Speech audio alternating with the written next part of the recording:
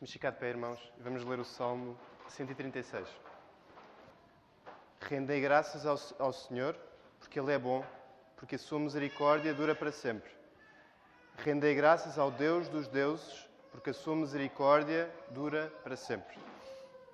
Rendei graças ao Senhor dos senhores, porque a sua misericórdia dura para sempre. Ao único que opera grandes maravilhas, porque a sua misericórdia dura para sempre. Àquele que com entendimento fez os céus, porque a sua misericórdia dura para sempre. Àquele que estendeu a terra sobre as águas, porque a sua misericórdia dura para sempre. Àquele que fez os grandes luminares, porque a sua misericórdia dura para sempre.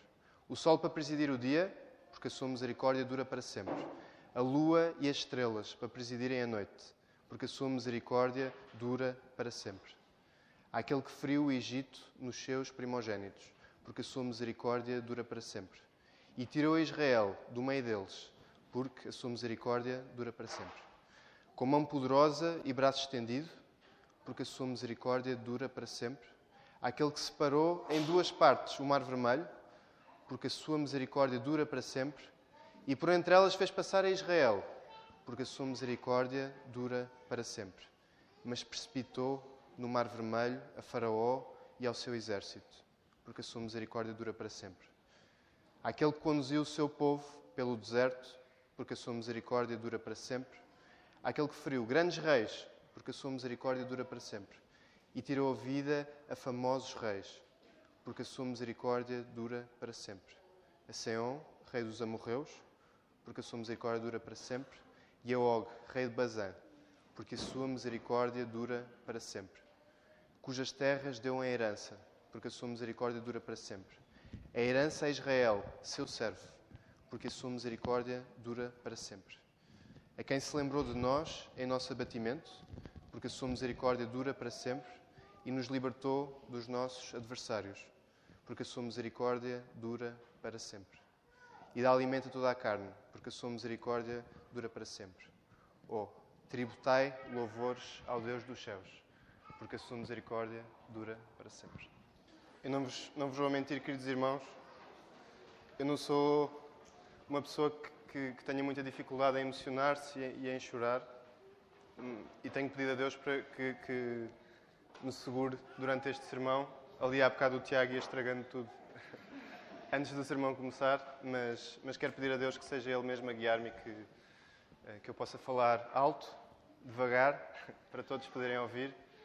E que seja a sua glória que seja exaltada hoje também. Por isso, vamos orar, irmãos, antes de começar. Pai do céu, Tu és bom e a Tua misericórdia dura para sempre, Senhor. E nós queremos repetir e repetir e repetir isso, e repeti-lo por muitos mais anos, lembrar que isso foi repetido vez sobre vez, Senhor, nesta igreja ao longo de 90 anos. Pai, e antes disso, por tantos crentes que se juntam a nós no Teu corpo, Senhor, que já estão contigo agora, foi repetido também, Senhor. Por isso, nós queremos continuar a declará-lo, proclamá-lo a quem não Te conhece. E hoje, Pai, que vamos à Tua palavra novamente, faz-me fiel a pregá-la, segura também as minhas emoções e faz com que seja fiel aquilo que eu passo ao Teu rebanho, Senhor. Obrigado, porque tens-nos feito colher tanto da Tua palavra nesta igreja que sentimos um bom temor de cada vez que a abrimos e queremos expor aos nossos irmãos, Pai. Que isso seja feito mais uma vez e que o Teu nome seja exaltado. É o que nós pedimos em nome do Teu Filho Jesus. Amém. Este salmo, a escolha deste salmo não foi muito original. Há pouco mais de um mês, no dia 4 de maio, foi 4 de maio, não foi? 5 de maio. Houve a Conferência Sem Medo, que foi um culminar do trabalho do nosso grupo de mulheres. E antes da conferência começar, houve um momento só para as pessoas que estão a servir e para as mulheres de reflexão, que foi conduzido pela Ruth, um tempo de meditação e de oração. E o salmo que a Ruth escolheu ler foi precisamente este, foi o Salmo 136. Eu lembro-me que na altura foi pólvora para mim também, pensando naquilo que ia ser o resto do dia de serviço. Ajudou-nos a lembrar porque é que estávamos ali, ajudou-nos a relembrar o que é que nos tinha feito chegar até ali, aquilo que era a nossa esperança, aquilo que era a nossa segurança e para quem seria a glória de tudo o que fosse acontecer naquele dia ou de quem seria a glória se tudo corresse mal também. E foi importantíssimo, e eu acho que posso falar por todos os que estiveram a ouvir a palavra de Deus a dar-nos o tom com que nós íamos servir nesse dia. E por isso, quando... Foi 2 semanas depois, penso eu, que me sugeriram pregar no dia de hoje, os pastores desta igreja, o presbitério. Eu pensei imediatamente neste salmo porque queria repetir, voltar a replicar aquilo que a Ana Ruth tinha feito também na Conferência das Mulheres. Porque é isso, como eu orei ainda agora, é isso que esta igreja declarou ao longo destes 90 anos e é isso que nós queremos continuar a declarar, que Deus é bom e que a sua misericórdia dura para sempre. Amém, irmãos? Por isso, vão abrir as vossas Bíblias, porque temos, antes de começarmos na parte da aplicação, quero fazer algum trabalho convosco e como é um salmo longo, quero passar pelo menos por algumas partes para que este salmo possa entrar mesmo no nosso coração. Em primeiro lugar, e aqui não precisam de olhar para a Bíblia, este salmo insere-se logo a seguir àqueles que são chamados os cânticos de romagem ou dos degraus. O pastor Filipe ainda há 2 semanas pregou no Salmo 121, que cantámos hoje, curiosamente, e levo os meus olhos aos montes, de onde virá o socorro, e o pastor Filipe, falava precisamente do que eram estes cânticos dos degraus. E depois há visões diferentes, mas aquela que é predominante é que era um cântico que os judeus cantavam, eram vários cânticos que os judeus cantavam no seu caminho, na sua peregrinação até Jerusalém, até ao templo. Outros comentadores dizem que podia ser o cântico que eles cantavam à medida que subiam os degraus. De qualquer das maneiras, há este elemento de esforço, de caminhada, de antecipação. E numa comparação gastronómica, se quiserem, para explicar onde é que este salmo se insere, que é logo depois dos cânticos de degraus, não sei se vocês já comeram uma iguaria chamada corneto. Já? Eu, por acaso, não gosto muito. Mas há uma parte que gosto mesmo muito. Qual é que é a parte melhor do corneto? O fim de chocolate, precisamente. E é como se este salmo funcionasse como aquele final de chocolate no fim do cone do corneto. O povo caminhou, foi antecipando aquilo que ia acontecer e finalmente chega ao templo, àquilo que tinha feito, ao louvor. Aturou a baunilha toda, aquele chocolate insípido, para chegar àquele final de chocolate espetacular. E agora uma curiosidade, isto é um dos custos de terem um gestor de marketing a pregar, mas eu já trabalhei na Unilever, que é precisamente quem faz o corneto, e sabem que esse final de chocolate foi um acidente. Isso, basicamente, houve um problema na máquina, a bolacha é revestida a chocolate, derreteu, concentrou-se no fim, houve um batch enorme que foi para público assim, eles perceberam passado um mês e quando repararam e corrigiram as pessoas, passaram-se. E eles voltaram a pôr. E hoje em dia está estudado que há mesmo como se fosse um circuito que culmina naquele final de chocolate que é o grande clímax. Eu queria aproveitar e reciclar isto para este Salmo 2, que este Salmo situa-se mesmo a seguir. O Salmo 135 é o primeiro a seguir aos cânticos dos degraus e este é logo a seguir. E o Salmo 135 tem exatamente esta tónica também de louvor, louvor, louvor do princípio ao fim do Salmo. E neste aqui é quase uma repetição que quase que nos incomoda, não é? Está sempre a repetir, mas já vamos lá a essa parte. Antes disso, nós falámos do templo e falámos que isto era usado para antecipar a peregrinação até ao templo. E para nós, hoje em dia, que vivemos numa altura em que o templo já não tem o mesmo significado para nós, por causa de Cristo, é fácil olhar para isto e pensar que grande exagero esta antecipação toda só para ir ao templo. E aqui nós temos que fazer algum exercício de nos colocar naquelas que são as sandálias dos judeus daquele tempo. O templo tinha uma importância que não podia ser maior, porque o templo simbolizava, e mais do que simbolizava, o templo era onde habitava o quê? A presença do próprio Deus. E lembrem-se, quando Jesus morre na cruz, em Mateus 27, se vocês podem ler este relato, há várias coisas, fenómenos físicos que acontecem. Um deles, que é fundamental, e explica, por exemplo, o facto de nós já não termos templo hoje em dia, é que, o que acontece? Alguém se lembra? O véu é rasgado. E o véu era o que separava o santo do santo dos santos. E o santo dos santos era onde a presença de Deus estava. Por isso é que haviam regras e regras e regras de purificação para alguém poder chegar até lá. Por isso, pensem, se acham que o judeu está a ser exagerado por estar a antecipar desta maneira a ida ao templo, se ele estiver a exagerar, é no mau sentido. Ele está a pecar, não é por excesso. A pecar por alguma coisa é por ficar aquém da antecipação e do louvor que era devido a um acontecimento daqueles. era mesmo o louvor máximo que era devido a um judeu a ir até ao templo. E queria só que vocês abrissem muito rápido agora estou a dizer de cor que não tinha aqui, em 2 Crónicas 7, salvo erro. 2 Crónicas 7, sim. Isto quando eu preparei o sermão não tinha pensado ir até esta passagem, mas curiosamente, nas minhas leituras diárias, passei por ela há 2 dias. Por isso, isto foi muito importante para mim, que no capítulo 7, no versículo 3, eu vou ler, diz assim: Todos os filhos de Israel, vendo descer o fogo e a glória do Senhor sobre a casa, se encurvaram com o rosto em terra sobre o pavimento, e adoraram, e louvaram o Senhor, porque é bom, porque a sua misericórdia dura para sempre. Sabem, este acontecimento, podem folhear ali nos capítulos 6, 5, basicamente o maior templo da história de Israel tinha sido acabado de construir. O templo que David queria edificar a Deus, que Deus não permitiu, que disse que seria o seu filho a edificar. Há vários significados para o que Deus disse, mas um deles tinha um caráter bem físico, que era Salomão que ia edificar este templo, e assim que eles edificam o templo, aquilo que é a resposta do povo é basicamente o Salmo 36.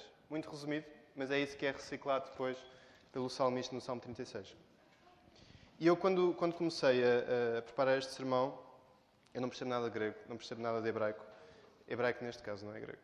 Mas eu sei quem sabe, e por isso fui rápido a mandar uma mensagem ao pastor Tiago Oliveira, que está no Mississippi, a perguntar o que quer dizer, se faz favor, porque a sua misericórdia dura para sempre. Em particular, queria saber o que é que queria dizer misericórdia.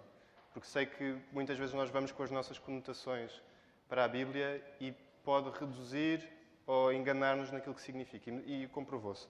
E eu aqui vou citar mesmo, porque não me vou armar em esperto, porque não sei mesmo nada de hebraico. Mas o Tiago disse-me assim: a palavra usada para descrever Deus é Esed, e não tem correspondência indireta a nenhuma palavra do português.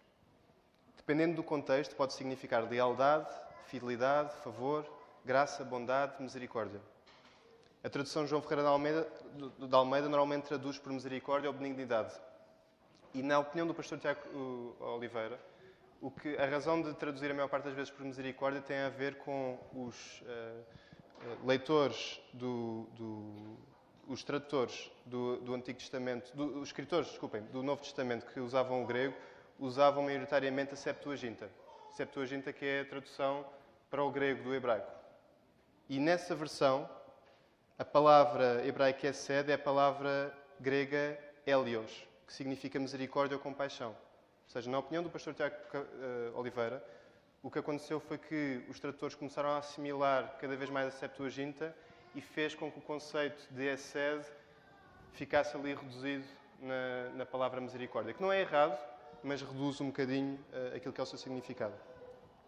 Essa conotação de Esed com misericórdia passou para algumas das traduções que temos ainda hoje, como a João Ferreira de Almeida, mas há traduções mais recentes, como a Bíblia para Todos, que tentam corrigir esta conotação e usam a palavra amor. É interessante que a ESV, a English Standard Version, usa sistematicamente 2 palavras, e esta tradução é especialmente feliz tendo em conta este significado, que é steadfast love. Um amor que se mantém, um amor que permanece. Não existindo uma correspondência direta, é importante, é fundamental nós vermos então todos os significados desta palavra. E que eu agora estou a tentar virar, mas não estou a encontrar a minha parte. Está aqui. Já percebemos então que não podemos reduzir a Esed a misericórdia, ou simples bondade. É limitador se percebermos que a palavra Esed se refere a uma qualidade divina em relação à sua aliança com o povo. Olhando para o Salmo 136, e estamos a tratar de um salmo de louvor comunitário, do povo a Deus, conceitos como bondade, amor, misericórdia, fidelidade. E fidelidade, lembrem a sua aliança e promessas, isso é fundamental. É fidelidade de Deus, não àquilo que o povo pede, mas àquilo que Deus prometeu, em primeiro lugar. Isso é fundamental para perceber o Salmo. E graça, obviamente. Fazem todos parte do significado desta palavra no seu contexto. Temos, por isso, de ligar a palavra Esed à natureza e atributos de Deus, e vemos a primeira parte do Salmo, que já vamos entrar por lá. Em relação à criação, que vemos ali entre os versículos 4 e 9, e em relação aos atos salvíficos de Deus pelo seu povo. É imprescindível associar esta palavra à relação, à aliança entre Deus e o seu povo. e em relação à providência de Deus para com toda a humanidade. E numa pequena frase que é repetida, estamos a declarar e a lembrar a bondade de Deus, a graça de Deus, a fidelidade de Deus, o amor de Deus em relação à criação, o seu povo e toda a humanidade. Por isso, isto deve mesmo ser um refrão para nós. Não só quando lemos isto, esta repetição quase irritante da mesma frase deve ser uma lei para nós também. Agora voltem a pôr os olhos no Salmo 36. Agora é o exercício que eu quero que façamos para descascá-lo um bocadinho mais. Ele parece um género de um interrail bíblico, vai um bocadinho por todo o lado. E eu quero sugerir-vos, pelo menos, podemos estar aqui horas e horas a passar por tudo, mas quero sugerir-vos pelo menos 2 postes que este salmo toca. 2 P's, para facilitar. Primeiro, quero-vos perguntar mais uma coisa. Para o judeu que escreve o salmo, quando ele fala de lei, essencialmente o que é que ele está a pensar? Começa por P. Precisamente. Está a pensar no Pentateuco. Gênesis, Êxodo, Levítico, Números, Deuteronômio.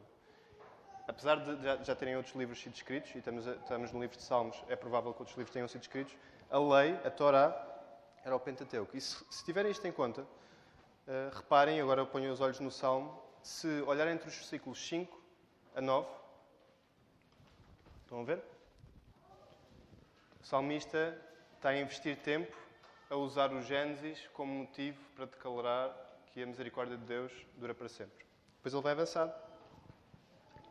E entre os versículos 10 a 16, lembrando a saída do Egito e a travessia do deserto, ele está a usar o Êxodo como material para declarar que a misericórdia de Deus dura para sempre. E depois, 17 a 22, chega ao livro de Números, falando das vitórias militares que Deus concedeu ao seu povo. Versículos 17 a 22. E está a usar mais uma vez o livro de Números como material para declarar que a misericórdia de Deus dura para sempre. E aqui, pensem, há 2 livros que faltam, que é o livro do Levítico e o livro do Deuteronômio. Aparentemente faltam, mas se lembrarem o que é que eles são, o livro do Levítico, em termos temporais, ele situa-se em paralelo com o livro de Êxodo, por exemplo, ou com o livro de Números. O livro de Deuteronômio funciona como um resumo daqueles que são os discursos de Moisés. Por isso, em termos históricos, o salmista vai percorrer toda a narrativa do Pentateuco. Ele está a usar todo o Pentateuco, 100% do Pentateuco, para declarar que Deus é bom, que a sua misericórdia dura para sempre. Parece uma daquelas composições miúdos que vocês fazem em português, que têm que usar um advérbio de modo, um complemento direto. É tipo assim. E ele tem 100%. Ele tinha que usar o Pentateuco e tem 100%. Usou todos os livros que podia usar. E aqui quero já fazer uma pequena aplicação. O que nós podemos aprender acerca disto. Deus, de facto, age na história. Deus revela-se e a Igreja responde a essa revelação em louvor, afirmando que na história que se vai escrevendo, Deus continua a mostrar quem Ele é.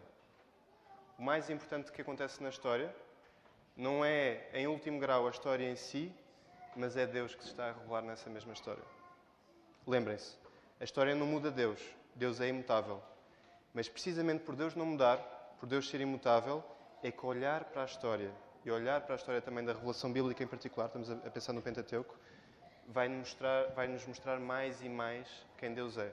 Quanto mais tempo investirmos a estudar a história que Deus fez, mais vamos perceber quem é este nosso Deus. Deixem-me fazer uma aplicação rápida pensando na nossa igreja e no dia de hoje.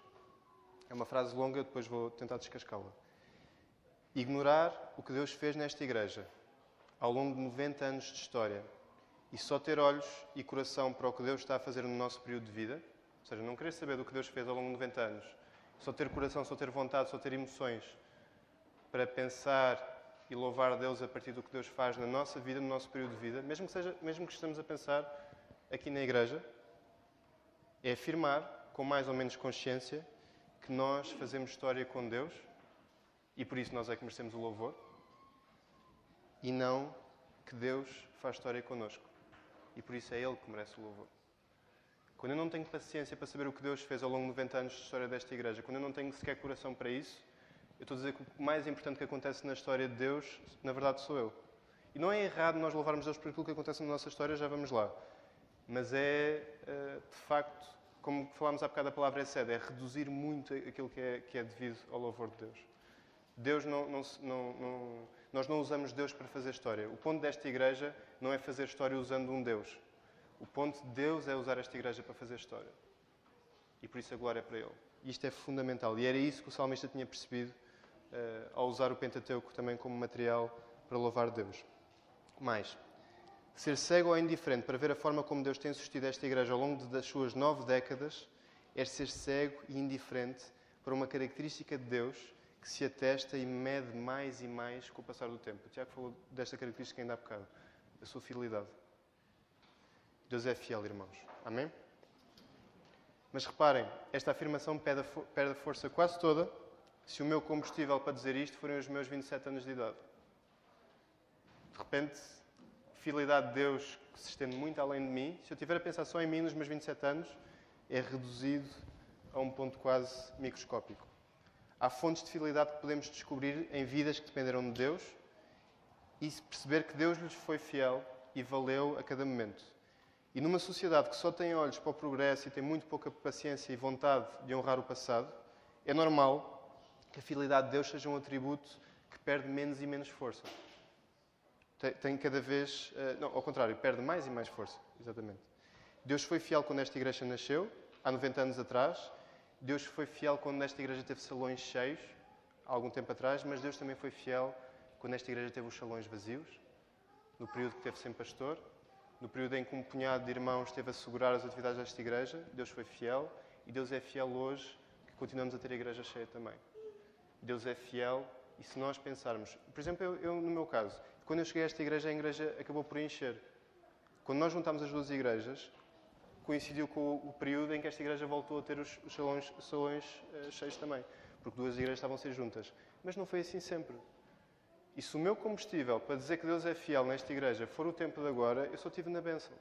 Eu só estive na parte dos salões cheios. Eu esqueço completamente que, e aqui é mesmo importante falar com irmãos como o irmão Sérgio, a irmã Fernanda, e lembrar que... Desculpa. Lembrar que não foi sempre assim. Não foi sempre assim. E Deus foi fiel, e foi por as pessoas lembrarem que Deus era fiel que elas continuaram a servir Deus dia sobre dia, porque não era acerca delas, era acerca de Deus. Porque se elas estivessem a tentar usar Deus para fazer a história não estava a soar muito bem.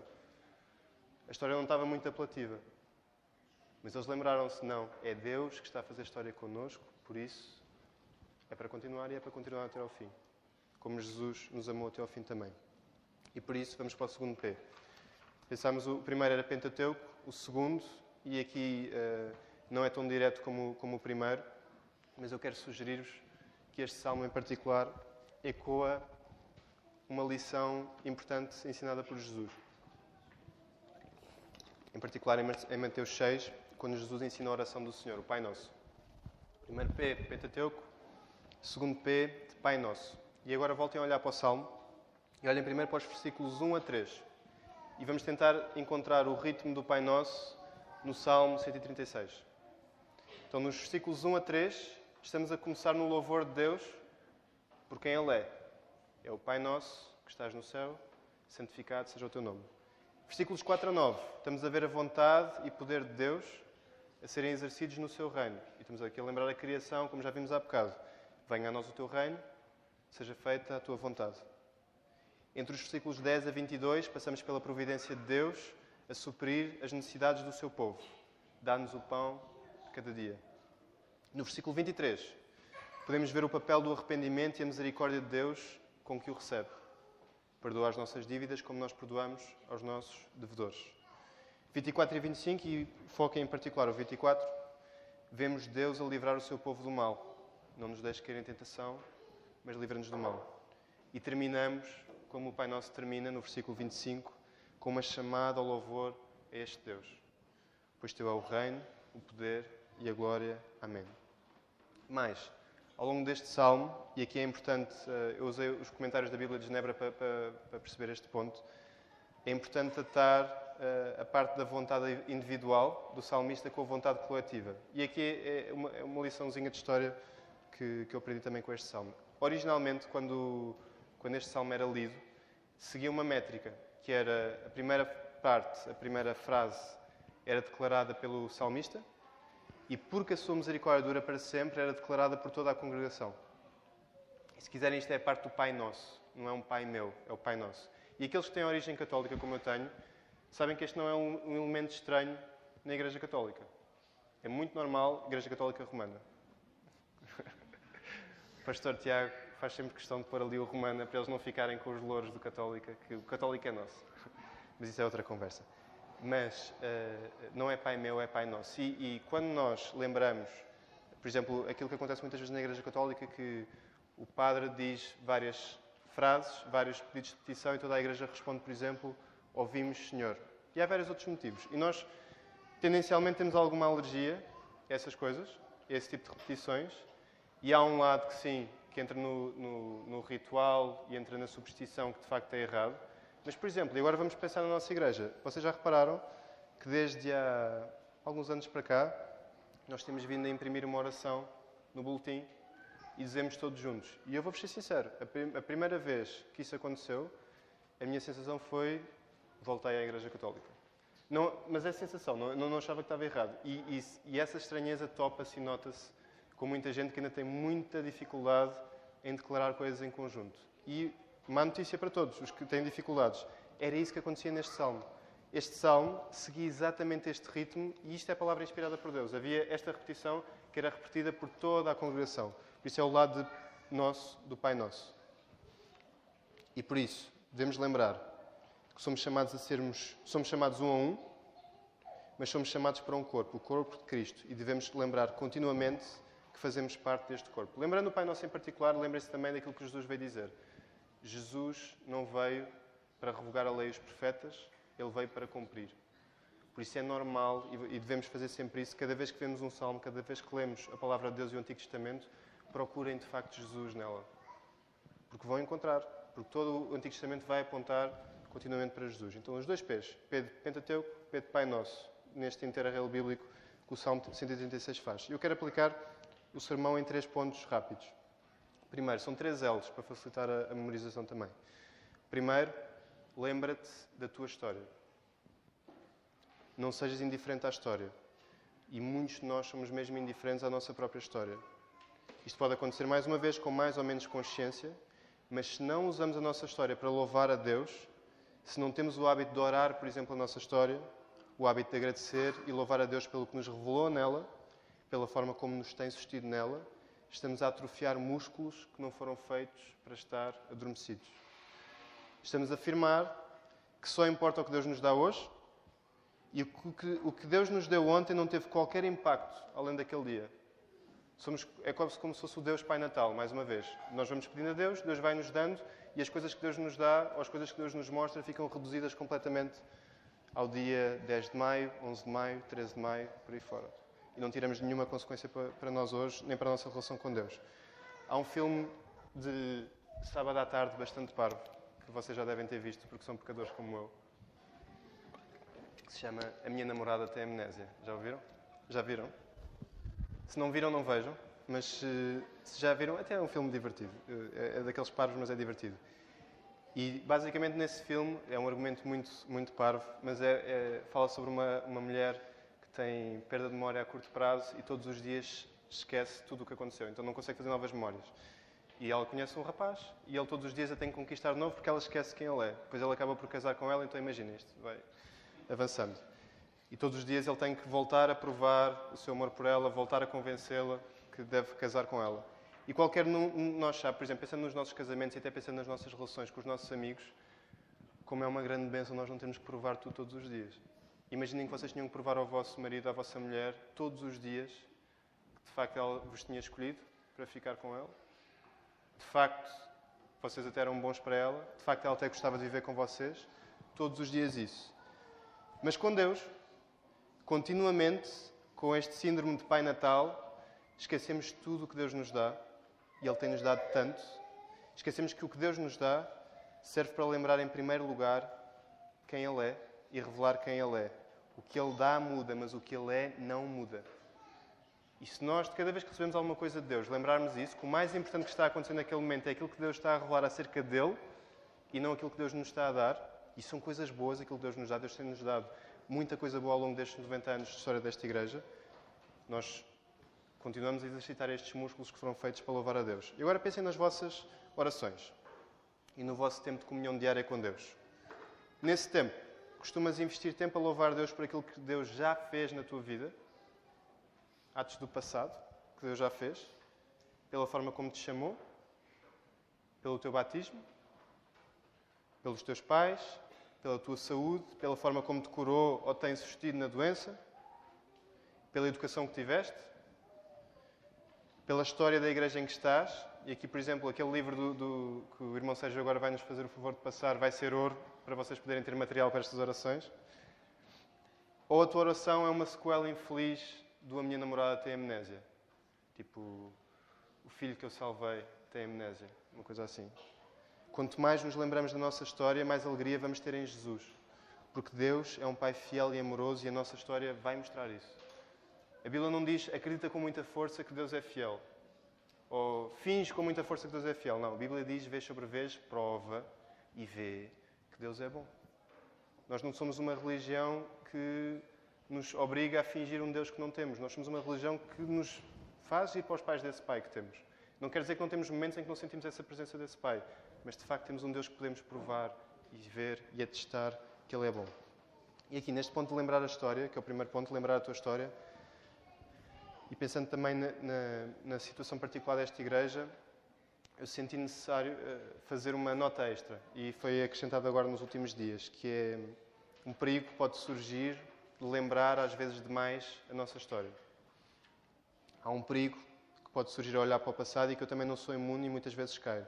E pensando nos 90 anos de história desta igreja, arrisco a dizer que poderá ser um perigo real para algumas pessoas. O perigo da nostalgia. E há pessoas como eu que, isto por exemplo acontece muito nas férias, quando passo mais tempo com a minha mulher e com as minhas filhas, que eu estou em plenas férias e já estou com saudades daquelas finais de tarde e tudo isso e quase que não consigo aproveitar nada porque já estou naquela mood nostálgica. E há um perigo de olhar para o passado de uma maneira que nos prende ao passado.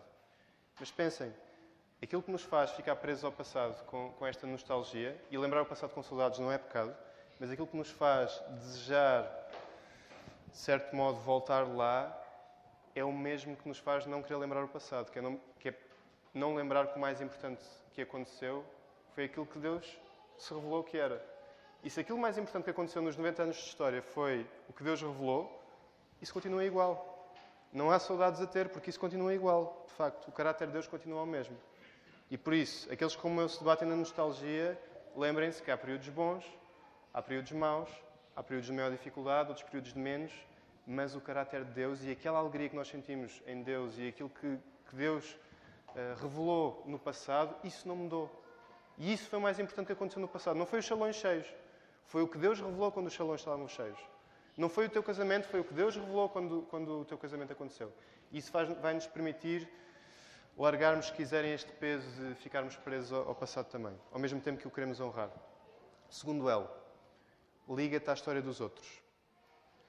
A misericórdia de Deus é o denominador comum que temos com o salmista. E agora os mais novos que estão a estudar matemática. Tem o numerador, tem o denominador, e normalmente nas contas de multiplicação de frações vocês têm que pôr tudo no mesmo denominador para dar para somar, não é? De soma e de subtração. Não deram isso ainda.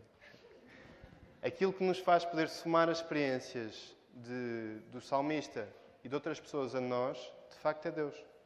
É o denominador comum que nós temos. O Salmo 136 ecoa e toca nas mesmas verdades que a oração do Senhor vem reforçar. É o denominador comum, é sempre o mesmo Deus. Os nossos irmãos do Antigo Testamento foram salvos pela fé que tiveram em Deus e nas suas promessas. Foram salvos pelo mesmo Salvador que tu, o Senhor Jesus. A declaração, porque a sua misericórdia dura para sempre, tem o seu maior clímax, se quiserem, no Senhor Jesus, no próprio Senhor Jesus.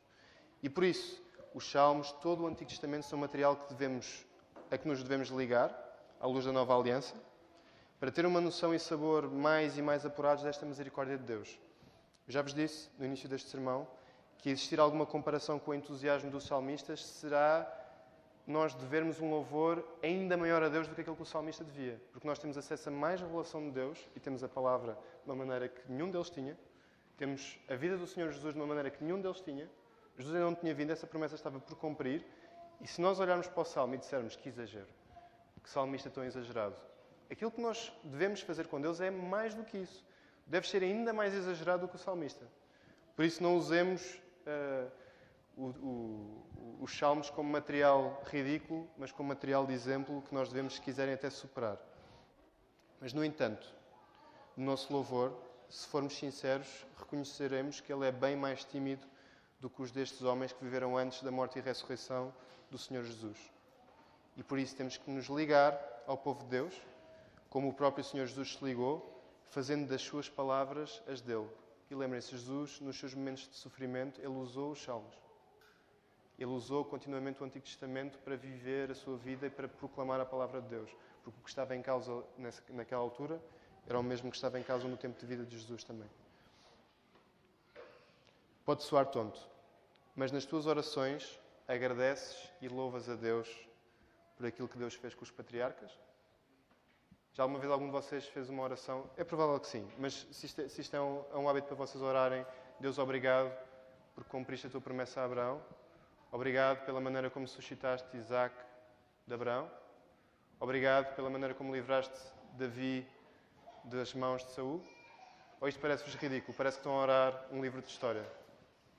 É que isto faz todo o sentido se vocês perceberem que o que teve em causa naqueles momentos foi o Deus que está em causa hoje em dia também. Em causa no sentido de estar a revelar o seu caráter hoje. Por isso, de cada vez que lemos a palavra, e já tem sido aconselhado muitas vezes este exercício, orem as passagens que vocês estão a ler. E não as orem só pensando, ok, vou pegar nesta lição e vou pedir coisas para Deus para mim agora. Agradeçam mesmo pelas coisas que Deus respondeu naquele tempo. Agradeçam pelas respostas que Deus deu a Davi. E nós não queremos saber no geral, nós queremos saber as respostas que Deus deu a Davi para conseguir perceber o que é que podemos beneficiar disso. Isso não é completamente errado, mas perdemos um louvor que é devido a Deus também por aquilo que Ele fez com Davi de facto. Nós devemos louvar Deus por aquilo que Ele fez com cada uma dos heróis do Antigo Testamento. O papel dos testemunhos, e pensando agora na nossa realidade de igreja. Nós temos uma igreja, neste momento já passamos os 100 membros, certo? Temos 103? 102, 103. É uma coisa assim. Mas já passamos os 100. Temos 102, 103, o que for, testemunhos de pessoas que foram salvas por Deus. Cada um de vocês tem perdido tempo a procurar esses testemunhos das pessoas com quem partilham esta caminhada? Com quem são corpo? Pensando nos momentos de proposta para batismo ou até de integração no rol de membros. Sabem que é por isso que nós temos as profissões de fé. As profissões de fé não servem em primeiro lugar para nós avaliarmos, aliás, não servem em nenhum lugar, para nós avaliarmos se a pessoa está em condições ou não de ser integrada. Mas servem para nós declararmos: Deus foi fiel na tua vida. Deus merece ser louvado por aquilo que fez na tua vida. Por isso é que há testemunhos que saímos daqui com mesmo mais vontade de louvar Deus. Não foi porque Deus nos deu alguma coisa por aquilo que fez na vida de outra pessoa, mas é que nós estamos a perceber o caráter de Deus através daquilo que Deus fez na vida de cada uma dessas pessoas. Por isso, e agora lembrando os 90 anos de história desta igreja, vão ter com o irmão Sérgio, vão ter com a irmã Irene, vão ter com a irmã Manuela, que embora não tenha estado nesta igreja, tem muita história para contar de fidelidade de Deus. Ouçam os testemunhos das pessoas e louvem Deus, não por aquilo que Ele vos pode dar, mas por aquilo que Deus já deu a essas pessoas também, porque isso revela quem Deus é. Estão a perceber a diferença? Ou seja, nós podemos e devemos pensar: ok, porque Deus fez isto com o Mark, Deus também fará isto comigo. Isso não é errado. Isso é a parte boa de viver num corpo. As lições aprendidas por uma pessoa podem ser lições aprendidas para mim, mas ao mesmo tempo também dizer: Deus, tu mereces ser louvado por aquilo que fizeste na vida do Mark também. E essa parte nós normalmente não fazemos. Nós não fazemos esse extra mile, se quiserem, de pensarmos que Deus merece ser louvado por aquilo que fez na vida de outra pessoa. Fazemos em momentos pontuais, mas não é um exercício constante. Louva e ora a história dos teus irmãos, mais velhos, mais novos, de famílias crentes, fiéis e de famílias não crentes. Tudo é material de louvor que muitas vezes nos está a passar ao lado. Último L, e para terminarmos. Lembrando o posicionamento deste salmo, após o cântico de romagem, o tal final de chocolate do corneto, é importante termos em conta que o louvor é um caminho que se faz também com esforço e intencionalidade. Há caminho para percorrer para nós conseguirmos louvar Deus. Não vai ser uma coisa que vai acontecer de repente. Nós vamos ter que caminhar, e muitas vezes vamos ter que caminhar muito, e muitas vezes vamos ter que caminhar com muito esforço para chegarmos a um louvor sincero a Deus. Se é verdade que Deus nos criou para sermos adoradores, ou seja, de facto foste feito para adorar, isso devia ser uma coisa que é natural em nós. Aquilo que a entrada do pecado significou, aquilo que a queda significou, é que isso hoje em dia não é o nosso ponto de partida, a maior parte das vezes. Nós não vamos querer louvar, sim, vamos estar sempre a adorar alguma coisa, porque de facto fomos criados para adorar, mas a maior parte das vezes essa coisa não vai ser Deus. E isso pode acontecer também dentro da igreja. Por isso, lembrem que o louvor é também uma caminhada que se faz. Como a caminhada que é feita até chegar ao templo pelo judeu, é importante perceber que o louvor é também uma luta. Isto foi pregado numa série de sermões há um tempo, da oficina de oração. Lembrámos que o louvor é luta também. Se estão à espera de acordar de manhã e contar com que as circunstâncias do teu dia naturalmente te façam separar um tempo para oração, esta é clássica, e não separares intencionalmente esse tempo, o mais provável é que esse tempo não exista e que o teu louvor seja um fruto tremendamente sazonal. Vocês sabem o que é aqueles diospírios moles? Eu adoro esses diospírios. É provavelmente a minha fruta favorita. A Ruth Teles já descobriu isso e traz-me sempre 4 ou 5 diospírios quando está na época. Mas uma coisa triste dos diospírios é que há um mês em que eu tenho que comer tipo esquilo, o máximo que conseguir, porque sei que vou ter o resto do ano todo sem diospírios. Ou então aqueles duros, horríveis. A minha mulher gosta desses, dos diospírios de roer, mas não presta. Mas o nosso louvor e a nossa oração, muitas vezes, é muito parecido com o diospírio. É um fruto sazonal que aparece ali na altura a seguir aos acampamentos, a seguir a uma grande libertação que Deus nos deu, de uma doença, uma grande salvação que demos a um irmão nosso. E no resto do ano, Deus vai se ter que contentar com o resto da fruta da época. As bananas, as maçãs. No nosso caso é murmuração, impaciência, não sabemos esperar. Isso é a fruta que nós temos para dar a Deus durante todo o ano. Mas o louvor é uma fruta que tipicamente só tende a aparecer em nós quando surge com as circunstâncias da vida. Não é uma coisa que nós trabalhamos e lutamos para ter constantemente. E acreditem, lembrando a nossa igreja, se a nossa igreja fosse feita de pessoas assim, não tínhamos 90 anos para celebrar. Tínhamos 4, 5, máximo. Eu digo isto convictamente, eu acho que não teríamos mesmo mais do que uma década para celebrar. Se as pessoas que tiveram nesta igreja ao longo de 90 anos fossem pessoas que viam o serviço como uma coisa que acontece, há dias que me apetece, há dias em que não me apetece, há dias que me apetece vir ao domingo, há dias em que não me apetece vir ao domingo. Esta igreja tinha morrido há muito tempo. Mas Deus é fiel e fez com que estas pessoas percebessem que o seu louvor é uma luta também. Nada do que é realmente importante na tua vida vem sem esforço. Isto é repetido vez sobre vez aqui. Só há uma coisa que há na tua vida que veio sem esforço. A salvação de Jesus. Para isso, bola. Não tiveste de fazer rigorosamente nada. Foi-te dado. Completamente imerecido. Sem esforço nenhum. Foi selado pelo Espírito Santo. E se estás aqui esta manhã e não tens a tua fé posta no Senhor Jesus, é exatamente isto que te é proposto. É exatamente esse o convite que Jesus te faz. Não é luta, luta, luta, luta para conseguires alcançar a salvação. É eu dou-te. Sou eu sou o caminho, vem. Por isso eu não estou a dizer isto para carregar em pessoas que não aceitaram ainda Jesus e estão a sentir que isto de repente parece uma coisa muito inalcançável. Isso é coisa maravilhosa. Deus alcança-nos só com o esforço dele para depois o nosso esforço possa ser total também. Mas o nosso esforço vem depois, não vem antes de Jesus ter feito tudo o que era preciso fazer por nós. Jesus fez isto. Ele deu-nos, pagou com a sua própria vida, Ele deu-nos a salvação e a tua adoção como filho pelo Pai. Mas, queridos irmãos, a salvação de Jesus liberta-nos e capacita-nos para uma vida em que tomamos a nossa cruz e ano após ano crescemos em santidade no meio de lutas e provações. E o louvor é sem dúvida uma dessas lutas. Eu acho que vão falar com qualquer um dos pastores desta igreja, qualquer um dos diáconos, qualquer um dos membros e pergunta qual é que é uma das maiores lutas da tua vida? 100% de segurança que o louvor é uma delas. E se não é porque devia ser. Que a pessoa não percebeu. Porque o louvor é uma luta e deve ser uma luta todos os dias da nossa vida. Mesmo quando é natural, nós devemos ficar desconfiados, de certo modo, quando começa tudo a ficar natural. E, por exemplo, no culto doméstico, isso tende a acontecer muito lá em casa. Temos alturas em que o culto doméstico é espetacular e a Leonora até quer cantar e nós acabamos de cantar e ela diz mais uma, e Bíblia, e não sei o quê, e nós vamos. E há outras vezes em que ela chora do princípio ao fim. E, de repente, há um perigo, e eu reconheço que isso acontece muitas vezes, quando nós temos muitos seguidos dos bons, de repente, quando fica mal, nossa tendência é pensar, se calhar voltamos a tentar amanhã. Se calhar não vale a pena continuar. Ou seja, há um perigo de quando Deus nos dá coisas boas, nós tirarmos o combustível das próprias coisas boas em vez de tirarmos o combustível de Deus. Isso é um perigo de facto. E agora para nós, que estamos a viver uma altura de salões cheios nesta igreja, isso é um perigo para nós. É de repente acharmos que o combustível vem da igreja estar cheia. Não vem. O combustível é o mesmo que quando a igreja tinha 5 pessoas.